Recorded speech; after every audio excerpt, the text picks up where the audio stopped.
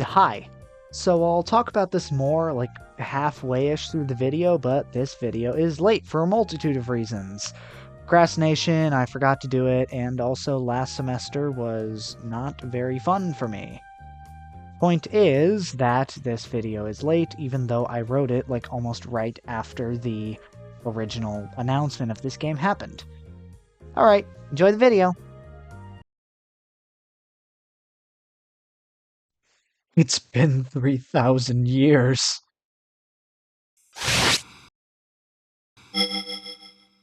Why hello there everyone! My name is Luke, and I'm the biggest Pokemon X and Y fan on the planet.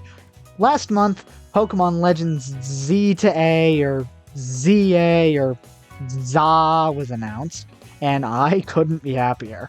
The announcement of this game was a roller coaster of emotions. Beyond the announcement of Pokemon TCG Pocket, which seems neat enough, I'm surprised they didn't do something like it sooner, and the various mobile game announcements they always do, we had Unknown as a theme of sorts for the presentation. So it seems like Johto is locked in, only for the sudden Legends announcement. Then, familiar architecture, then all the Kalos Pokemon, and finally Prism Tower. And then they basically call it Pokemon Z! Everything I've wanted from a Pokemon game for years. So, now that I've had a bit of time to gather my thoughts, let's talk about it. Here's my random thoughts on Pokemon Legends Z-A, I suppose. Also, vague spoilers for Pokemon X and Y, I guess. This game seemingly takes place entirely within Lumiose City, which was seemingly confirmed by a tweet from Nintendo. A lot of people probably aren't going to be happy with this, but I personally don't mind. I'm really just happy to have Kalos back in any capacity at all.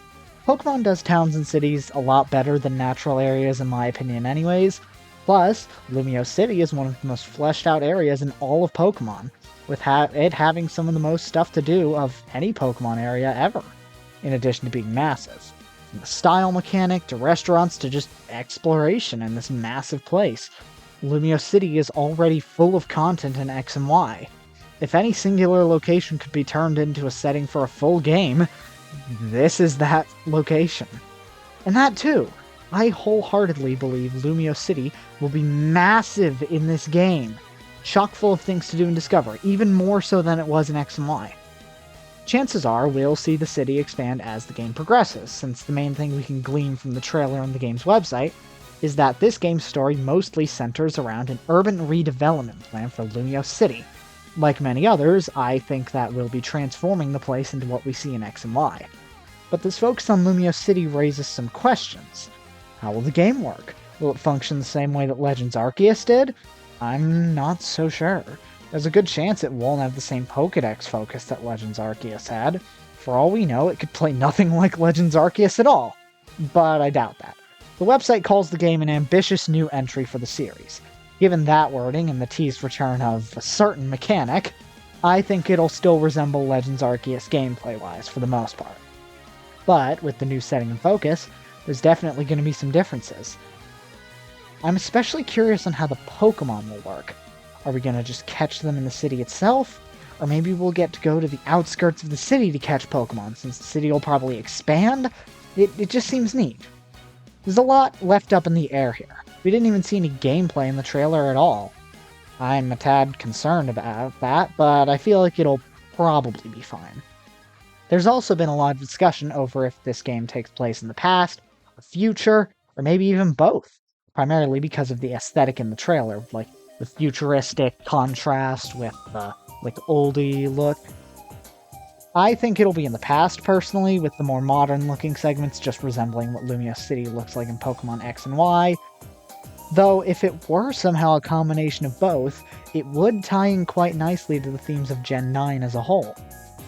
Other stuff that we see in the trailer is this mysterious logo that's probably for some Galaxy Team-esque group that's leading the redevelopment project. If that winds up being the case, maybe the player will join this group to help the city grow. More mysterious symbols! Mega Evolution is back! The first gimmick mechanic, and the best one.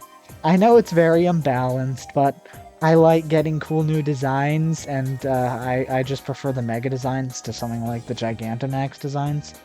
Maybe we're gonna get new Mega Evolutions, maybe we'll just have the old ones, who knows? Personally, I'd love for the Kalos starters to finally get Mega Evolutions after all these years, but I kind of doubt it'll happen since I don't really expect them to have much focus. Last, the things covered in the title. The game's subtitle is Pokémon Legends Z-A, with the Z obviously relating to Zygarde with the visual design and it just being a Z. But I'm curious on how it'll be involved given the focus on Lumiose City. Maybe something in the city will disrupt the ecosystem somehow, causing the Order Pokémon to step in. Perhaps such an event could take inspiration from the XYZ arc of the anime, but probably not, since that was mostly an alternate Team Flare plot. And maybe Zygarde hasn't made its home in Terminus Cave yet, given the rumors of a monster living there are apparently only a few years old during the events of X and Y. Another thing on the title. Reverse ZA. It's obvious you get AZ, as in the immortal 10-foot-tall man wandering the entire Pokemon world while trying to cope with the fact he murdered numerous Pokemon and his closest friend left him. He's almost definitely going to show up in the game. It'd be a missed opportunity if he didn't. Plus, the potential appearance of AZ could mean that his Floette could finally be obtainable. If this story takes place before XY, perhaps Floette decides to stay with the protagonist for a while before wandering again to inevitably reunite with its trainer in X and Y. The A in this game's logo does kind of remind me of the ultimate weapon back when it was still the life-giving machine. So those were my random thoughts on Pokémon Legends Z-A. Alright, I'm gonna stop you right there. Hi, I'm Future Luke, and I forgot to make this video for too long, so now it's late, and in the meantime, I had more thoughts, so here you go. So, imagine a relative of Lysander that's a good guy, similar to Silene, because, like, you know, Lysander's the big evil character in X and Y, and it's so obvious that even a baby could get it. So imagine just a character who looks like that, but is actually a good person. In addition, I'm interested in how the legendaries will work, because, like, this is in Lumiose City. Where are we going to find Xerneas and Yveltal, especially given they only ever appeared in the Team Flare Secret HQ, so they never had actual legendary spots where they resided. Maybe Diancie, Hoopa, and Volcanion will be obtainable? Who knows? Maybe there could be like a Pokemon and Me kind of thing, because this is the generation that sort of introduced that concept.